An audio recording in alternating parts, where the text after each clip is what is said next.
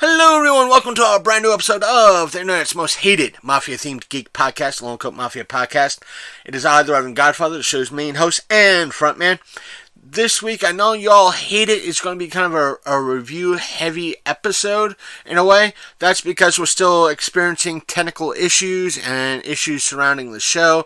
As much as we want to get rid of those issues, they're still plaguing the show in some way. That's right. For those of you out there, please if you want to send us, thoughts, prayers, whatever, to get rid of these gremlins that are plaguing the show over the past couple of weeks, please do so. I'm not going to stop you, but I'm going to try to present these reviews in a way that's kind of different, but you kind of hear with other podcasts, and that is the majority of these movies that I'm about to discuss came out last year, but for the most part, they're, along with in the communities that they were represented in, they were kind of hated. So, as much as I jinx myself when I say it, this might actually be a very short episode. It might be as little as a half hour. So, please bear with me as I go over these films. I'm going to kind of sandwich horror with the sci-fi and fantasy aspect.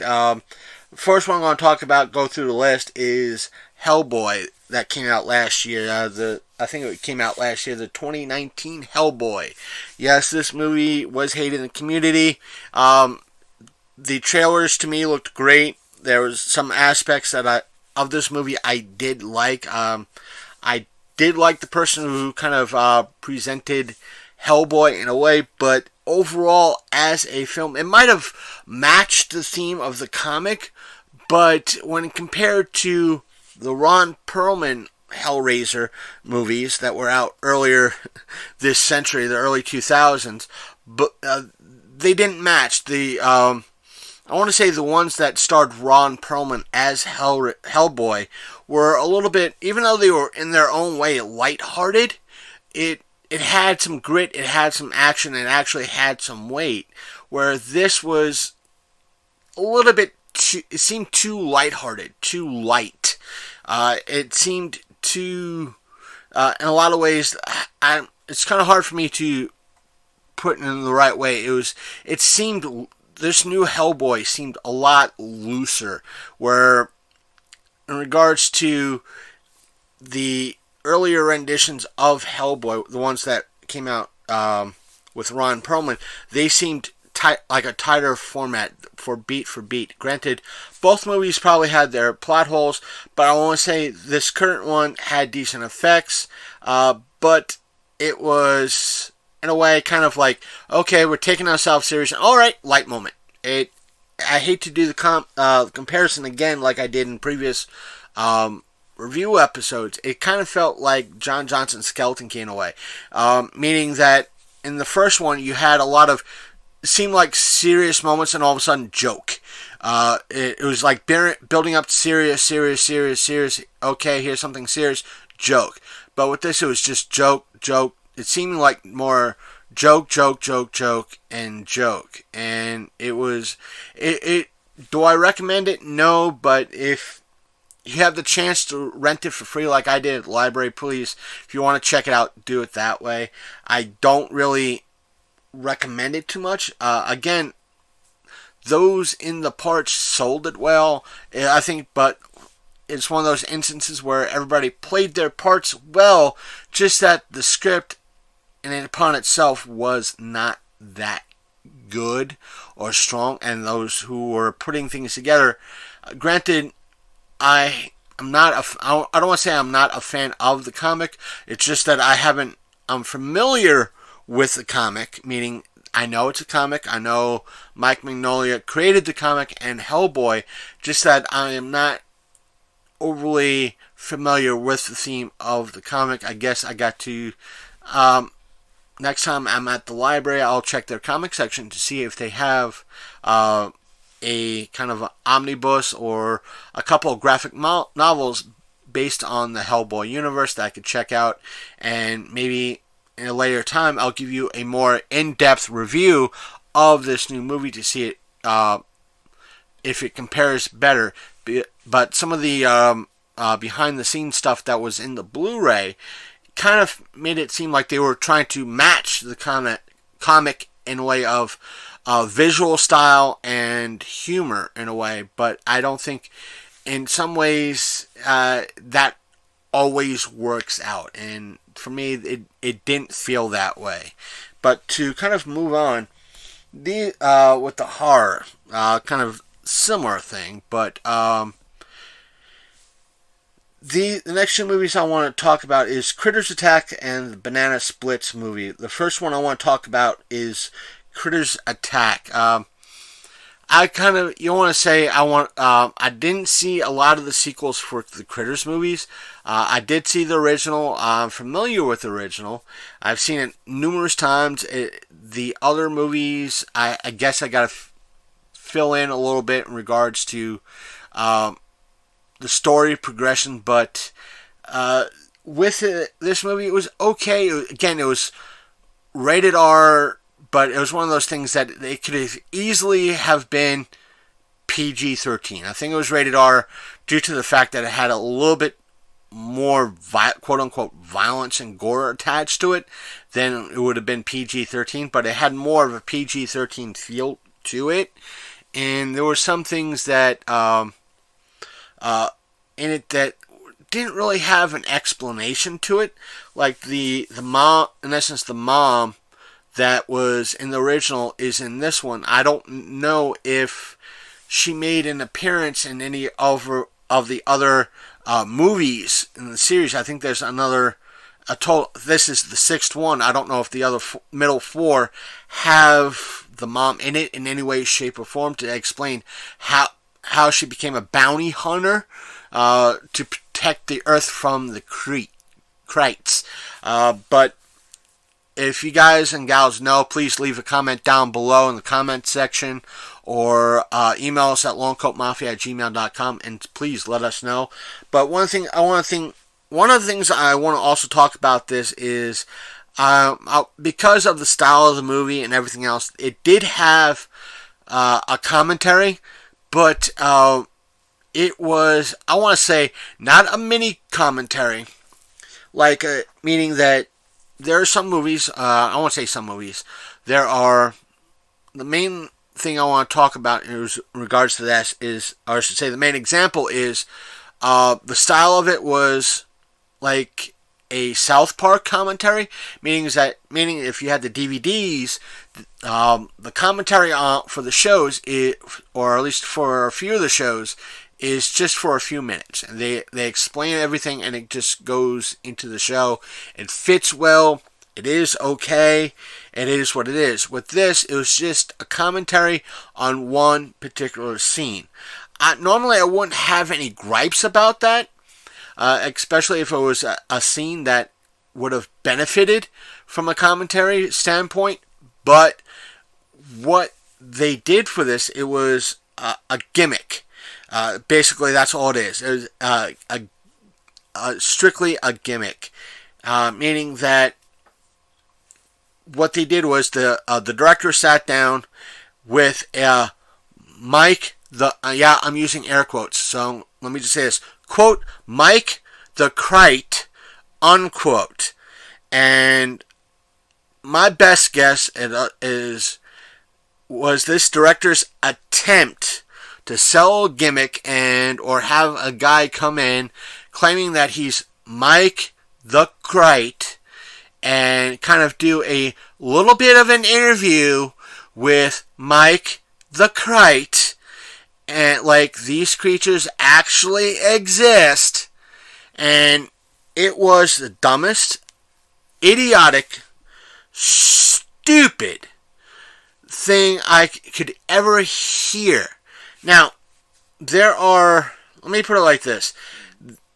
When it comes to commentaries, not everyone is a gem. There's a lot of gems out there that actually explain, how they did the shot, and it's a conversation, in regards to the process that they did, and like, let's use a somewhat of a geeky reference from over the past 10 to 20 years, Stargate Arc of Truth. They kind of try to explain a few aspects of the shot. They tried to explain how high def is different than standard, and how lighting works, but it was just boring and dull, and just I wanted to pay more attention to the movie than the commentary. Then you have commentaries that is like for Friday the 13th Part 10, aka Jason in Space, where the commentary is I won't say lighthearted. They explain the shots, but it's fun, it's entertaining. They tell stories of what happened on the set and the process and everything else, and it's entertaining. It's well informed. Again, then you have the other extremes, like with the remake that was out many years ago. I think late 90s, early 2000s, it was the Tim Burton remake of Planet of the Apes. On that commentary, it's just Tim Burton droning on, boringly, on how he was deathly afraid of horses, and how he couldn't be on set all the time because of his fear. But in regards to gimmicks like this, the closest thing I could do to this, two different movies. One is the Buckaroo Banzai commentary for that particular DVD. I don't know if they changed it for the Blu-ray. But, let me just say this. The commentary, they're making it sound like the Buckaroo Banzai actually exists, the Blue Blazers actually exist, and everything else actually exists, and that the movie is basically a quote-unquote documentary in regards to it actually happens, and it's not a work of fiction. It doesn't work. It's I don't want to say it's a form of pandering. It just makes it sound like it's crap. You're not saying anything. I won't say you're not saying anything important. Saying, hey, Buckaroo Banzai gave us permission to do this. We had to follow his quote-unquote blueprints, and so-and-so who's a member of the team, and we had to have people from the Blue Blazers come in and supervise everything to make sure it was exactly how it is in the Banzai Institute. Oh, come on. It's stupid. It's not that entertaining. It's not original. Now, on the other side of that, let's take Muppets in Space. Granted, that too has that same feel as what the whole aspect of Buckaroo Banzai is, but the presentation for it is that it's a kids movie, it's geared towards kids. They're not, I don't want to say kids won't know any better, but it's geared towards kids. They have like a little animated, digital animated thing that looks like Mystery Science Theater 3000 on the screen while the movie's playing, and it's like a visual, almost like a visual commentary of them watching the movie with you, with the Muppets on, in essence, quote unquote, on screen, talking about the movie, talking about this. That I want to say is more excusable because, again, it's geared towards kids. It's not being completely serious. It kind of is, but it's kind of making fun of itself. That's not what I want to see in this type of, commentary. It's, oh, Mr. Mr. Crate, have you had a lot of work since the original movie? No, it's just dog food commercials while I was playing the dog. No, this is not a kids movie. You shouldn't have stupid stuff like that in there. If you talk about the scene, talk about, the hours, what went on, but not interviewing a puppet or a guy pretending to be a stupid character on screen. This is not, nowhere, anywhere, shape, or form. It was it was just plain stupid. I hate commentaries like that. I prefer commentaries that are somewhat entertaining and informative. The ones that are best, again, are the ones that are saying, hey, we had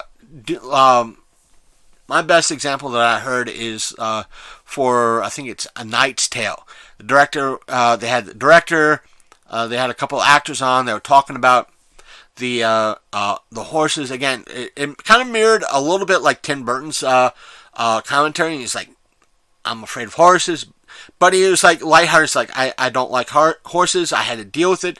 But that particular horse, and mentioning the horse that one of the actors had to use, he said that horse was the best acting horse I had to deal with, and I loved that horse. That was one particular lighthearted thing about the movie, and it kept me wanting to hear more of the commentary. I know there's one movie out there, I don't remember which one it is. They did the commentary at a bar while regular patrons were there having drinks, and from what I was told, there were people just shouting curse words at the drunk patrons, shouting curse words at the screen, at the director and all that. I want to hear that. I want to know how entertaining that is. And to kind of still move on a little bit, is I also rented the Banana Splits movie.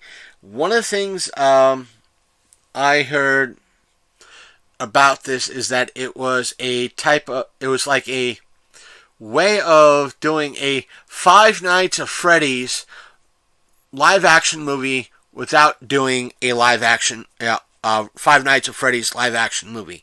And you know what? I'm going to have to agree with that. It felt like just like that, and the only thing that they could get was the Banana Splits, which is, for those of you who are way younger or part of the millennial generation or younger, the Banana Splits was a Sid Marty Krofft type of television show from the late 60s, early 70s. It was syndicated until, I want to say, the early 80s. That's about it. I remember seeing it when I was a kid. Yes, I'm aging myself. A lot of the Sid and Marty Krofft shows, which are, these guys were probably on drugs. I mean, serious drugs. I don't mean anything like marijuana or like that. They were on some sort of hallucinogenic drugs when they thought about these shows. And they were geared to kids and to probably potheads. But I'm not saying there's anything wrong for those of you out there who smoke marijuana, but guys, gals, if you haven't seen the original Banana Splits or the original Sid and Marty Krofft stuff, they're probably on YouTube somewhere. And you can get the idea of how trippy, how weird, and how, I don't know how to describe these shows, man. But in regards to this movie, it's like they just wanted to take something innocent and just chalk it up to something horrific. I don't want to say horrific or gory or anything like that, but again, it's just, I don't know. It's just, it was decently done. I want to say this, it was decently done, but it was the wrong thing. It just felt like what most people were saying about this movie. It was Five Nights at Freddy's just with Banana Splits. And I did enjoy it. It did have the aspect of wanting to have a sequel, but I probably would rent the sequel if they did it, but it just didn't fit. It's just that whole aspect of Five Nights at Freddy just with Banana Splits was going through my head. And with like both of these movies, it's just, it needed something a little bit more. It felt a little bit wanting in regards to some stuff. It just needed to, where Critters needed Critters was the one that needed a little bit more stuff. It felt like, even though it probably fit the format of a Critters movie, it just felt like it needed more. And with this, it had the right amount, but it just, again, one of those things, wrong presentation. I think if they got the rights to do a live-action Five Nights at Freddy movie, this is this is the foundation. Again, it could have been the aspect or a template, kind of like how District 9 was. I know a lot of you out there are not familiar with District 9, but basically, to go into a brief history about that, is that District 9 was the proof, in essence, a proof of concept movie that we can do it. Henry Hardcore was another one just like that. We're giving you a proof of concept. We don't care if it, like most people, when it comes to the movie, they want to succeed. They don't want to make its money back, but they want to show that it's a proof of concept.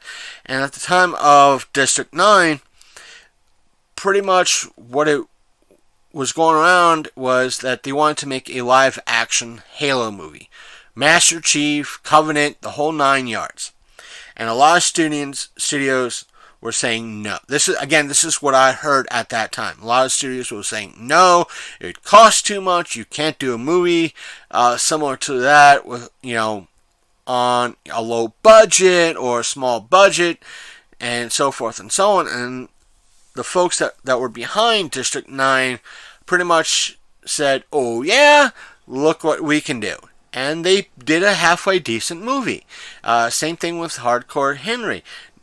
From what I hear, it's like one of those instances where you can't have a full movie done via a first person. And again, they said, oh yeah, let's see if we can do it. And they've done it. So there's the aspect of proof of concept. And I guess the Banana Splits was a form of that. Maybe they were told, in regards to those behind Five Nights at Freddy, you can't do it. You can't. We won't give you any rights to do it. We don't want to do it. You can't. There's no way you can convert something like that to a movie. So I guess they acquired the rights to the Banana Splits from whoever is in charge of the Sid and Marty Krofft stuff, and they made a horror movie out. They were granted approval. If that's the reason behind this, in regards to, there was no real commentary, there was no real behind the scenes other than that they wanted to do it with these creatures, and they felt creepy when they watched the stuff as a kid, and the reruns and the DVDs as videotapes as a kid. They were creepy, so let's do it. But would love to have known if the real reason behind it was, we wanted to do a Five Nights at Freddy film, live action. They told us unless we could prove concept that it could be done right and it could work. Yeah, that's the thing. It felt more like that than anything else. That they wanted to do a horror movie based on nostalgia. That's it. I do kind of recommend giving it a check out. Even though the quote-unquote animatronic characters, or the robotic characters, not so much look like robotic characters. They just look like people in mascot costumes that they dug out of mothballs from the Sid and Marty Krofft archives, or wherever they were keeping them. But if you could just look past that, overall it's a decent storyline. I do say give it a check out, even though most of the people will tell you stay away from it. And speaking of movies to stay away from, I did check out I want to say it's a two-parter. A lot of my anime fans online, or a lot of the people in the anime community, were taught. This came out probably not last year, probably maybe 2017, 2018. It was the live action version of Attack on Titan, Part 1 and Part 2. Yes, the library had it. And again, granted, all these titles I'm talking to you about today, or I should say this week, were free from the library. That's right, I didn't have to pay a stinking dime. So, which gives me a chance that if these movies were anyway at all crap and bad, they weren't that bad. None of them were that bad that, you know what, I'm hitting stop and I'm going to just drop them off at the drop box at the library. None of them were that bad. They were all entertaining, but these two, a lot of my anime fans that seen this, it was mostly on social media, were saying don't watch these this particular live action. They suck. Now, granted, when it comes to a lot of the live action movies that are out there that are being imported in the United States or made in the States, they have, no matter what it is, it sucks. It sucks. It sucks. That's what it is. It's kind of like no matter what it is, this person sucks. Didn't fit the role. This, that, and other thing. Let me just say this. The only, out of the live action ones that I've seen that were remotely bad, that were based on either anime or game. One was kind of based on a game that was made into an anime that, one of which was made into a game. That's really sucked really bad was Street Fighter, the one that came out in the 90s with Jean-Claude Van Damme. That was bad,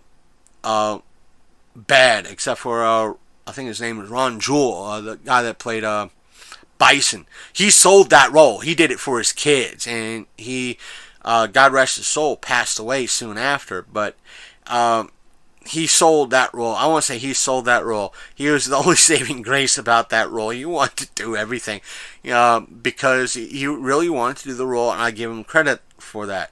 But overall, it was a bad movie. But there was a live action Street Fighter movie that kind of centered around Ken and Ryu. That was very good and pretty decent. But again, the fans, stay away from it. Why are you watching this? It sucks.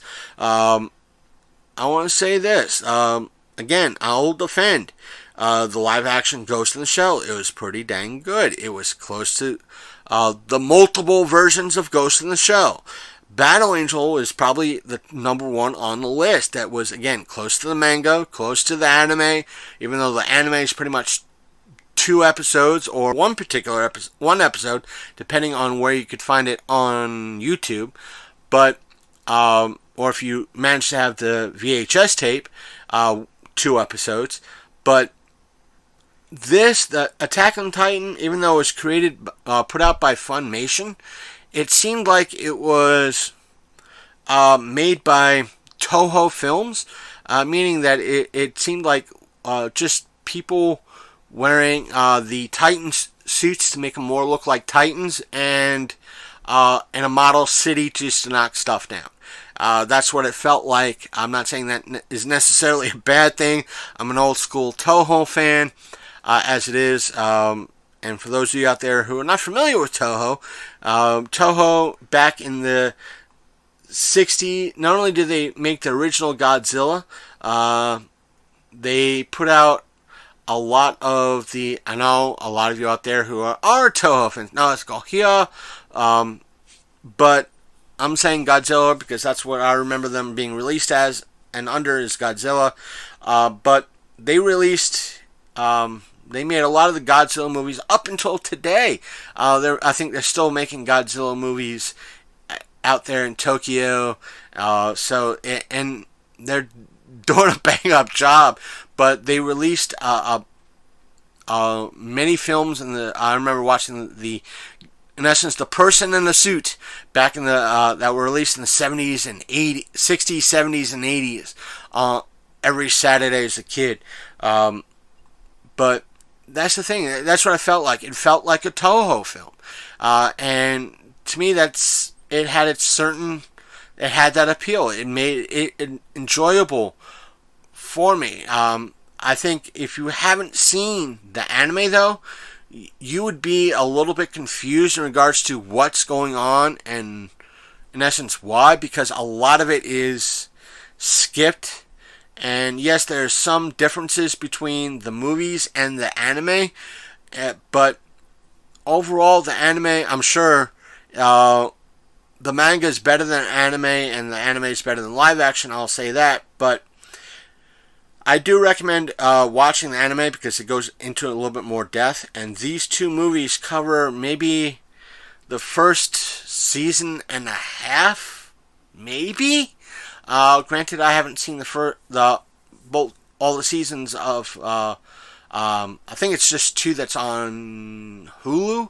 I haven't seen the second season through all the way. I think haven't watched the last 4 or 5 episodes, but I'm close to the end of it. So either way, don't hold me to that. I want to, as soon as my technical issues are done with here at the safe house, I'll try to check back to see if Hulu still has Attack on Titan and try to get back into that along with a few others like One Punch Man and see what else is out there. If you have an anime recommendation, please again put it in the comments down below. If you're listening to either it on YouTube or on in our Facebook page, which is facebook.com/The Long Coat Mafia Podcast. While you're there, hit that like button.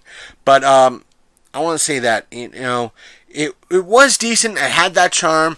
I do recommend, if you have no clue about what Attack on Titan is, watch a little bit of the anime to get a general idea of what's going down. But if you have not seen a sizable chunk of anime, please be forewarned. Depending on the anime that you pick up, you're going to be greatly surprised. But if you're used to anime and how it's told, please check it out. Give it a shot. Form your own opinion. Don't listen to the hate. Granted, I'm one of the few people that is considered by many anime fans as a filthy casual, because I prefer dubbed over subbed, because of a lot of the animes that I tend to watch are action filled, and I don't like to watch something like that twice because I missed out on something that was on screen when I was reading subtitles. I know, granted, I know the subtitles a little bit more script accurate and are more with the aspect of translation. So, or I should say more true to the translation than the dub, because from what I've heard is that a lot of times people just make up the stories as they go along. You know what, folks? When we're at Force 8 this year, there's going to be someone who is a voice actor who has done I think 1 or 2 anime. I think he was the voice of Goku, and we'll get how his answer to that, because it'll be one of the things that we tried to ask him in regards to that the stories are made up, meaning that the American story is different than the Japanese story. Now, I said that would pose an interesting question, but I believe not. There are a few things that might be changed or censored, but there are, I think most of the time it's going to be directly the same as the story that is from Japan. I think a lot of again, it'll be something that we'll have to check with that particular voice actor when we meet him this year in just a couple of weeks. And let's see what else. That seems. I did just recently check out the reboot of Pet Sematary. It was okay. As someone who watched the original, this had some elements that I liked, and didn't have a lot of the old stuff. It just didn't feel right, for the most part. They tried their best. It's one of those things that didn't feel right. I got it for free at the library. I wanted to check it out. It didn't hold my interest that much, but from what I heard, a lot of people enjoyed the cat more than the movie, and I can understand why. But I think this also deviated from the movie a little bit. I think this was more book accurate than the original movie. I think with the original movie, it was just the one child. With this, it was two children. And I think with the book, it was also two children.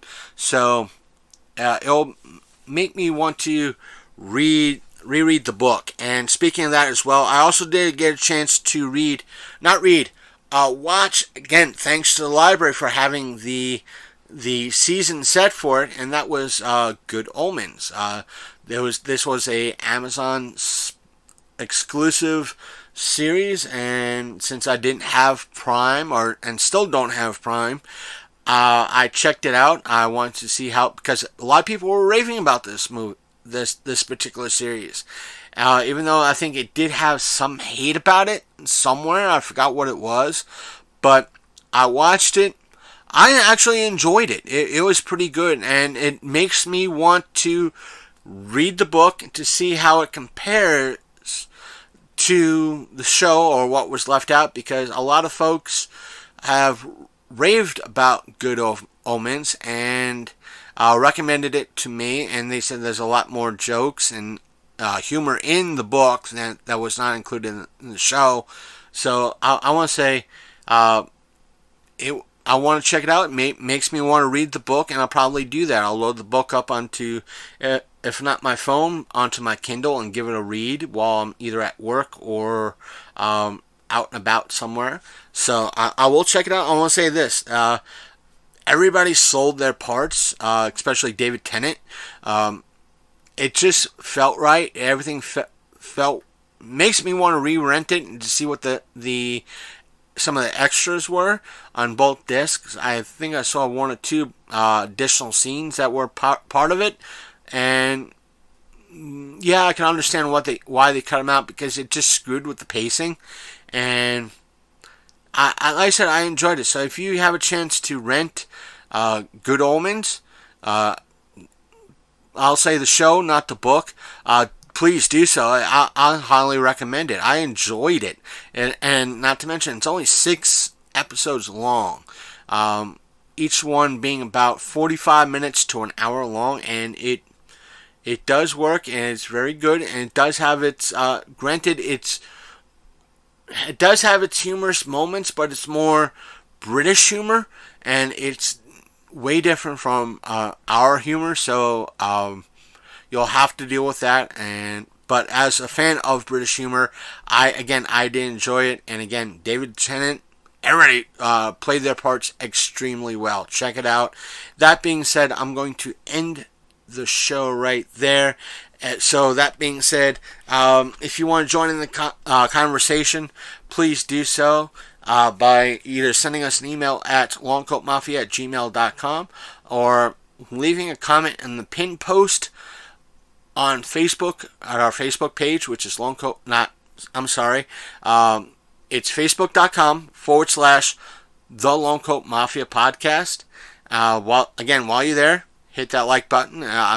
Even though I haven't been doing so lately, but once all the technical difficulties come away, I'll be posting more regularly on our Facebook page and as well as on our Twitter. Speaking of Twitter, our Twitter handle is Longcoat Mafia, and while you're there, if you want to join the conversation, you can leave us a direct message. And also, we have an Instagram, if you want to follow us there. Our handle there is Longcoat Mafia, and you can leave a direct message what you thought about the show. We'll read the stuff on air. What else? Social media. We do have a YouTube channel. You have to just do a search. If you haven't subscribed already, please do a search for The Long Coat Mafia podcast is the only channel that comes up. While you're there, please hit that subscribe button. I know we haven't done any videos yet for 2020, but we will do so as soon as we can. And not to mention, despite the fact that the new algorithms for YouTube have not picked up some of our shows, but the ones that have been picked up are on YouTube. You can hear a lot of our past episodes up there. And for whatever the current episode is, you can leave a comment, listen to it, and leave a comment in the comment section down below. If you like what you hear, you can always hit that like button, which helps us out greatly. And let's see what else. We do have 2 game streaming channels. One is on Mixer. Our Mixer channel is mixer.com/LCMP, and those letters are capitalized. And as soon as we get back on, we will be streaming more so on Mixer than on Twitch. Speaking of Twitch, our Twitch channel is twitch.tv/Long Coat Mafia Pod. Let's see. We do have a TikTok channel. I'm not sure. I think it's LCM Pod. Either way, you could always find our links on our main website, which is thelongcoatmafia.podbean.com. Again, it's thelongcoatmafia.podbean.com.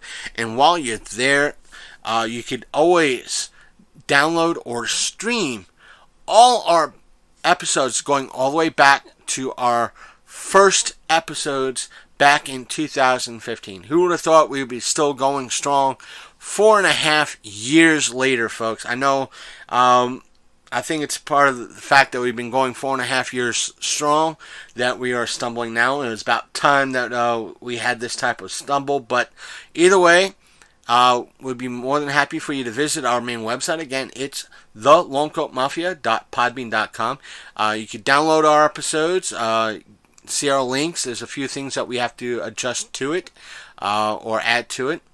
And you could stream any or all of our episodes, I think 251 of them, on our website. We have loads of interviews, panel episodes, a few creepypastas. Speaking of which, I might do that again.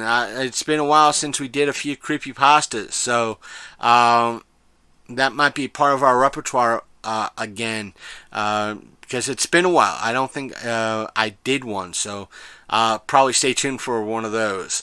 Let's see what else. Speaking of, we're streaming and downloading our show. If you have a desktop or laptop computer, you can find us on iTunes, Apple Podcasts, Stitcher Radio, Spotify, and again, our main website, which is thelongcoatmafia.podbean.com. And if you're on a mobile device, whether a tablet or phone or what have you, you can always use the Apple Podcasts app, Google Podcast app, Stitcher, Spotify, and plus the Podbean app. If you visit our main website on your mobile phone, it will require you to use the Podbean app to download the episodes. I personally recommend you bookmarking, if you're on a desktop computer, bookmarking our webpage, again, which is thelongcoatmafia.podbean.com. And if you're on a mobile device, downloading the Podbean app, because just in case something goes wrong with one of the other podcatching apps or iTunes or Spotify on your desktop, you still have a backup way of catching our latest episodes. And with that, I am out. And, well, we managed to hit about 45 minutes. So I'm going to, again, end it here. Good night, all. And I'll see you all next week with an interview. It's going to be, we're switching it up next week a little bit. But I hope you enjoy it. It's going to be an interview episode. It's going to be a live in-studio type of interview. So stick around, check it out, and I'll see you all next week. You've been listening to the Long Coat Mafia Podcast, the internet's most hated and mafia-themed geek podcast.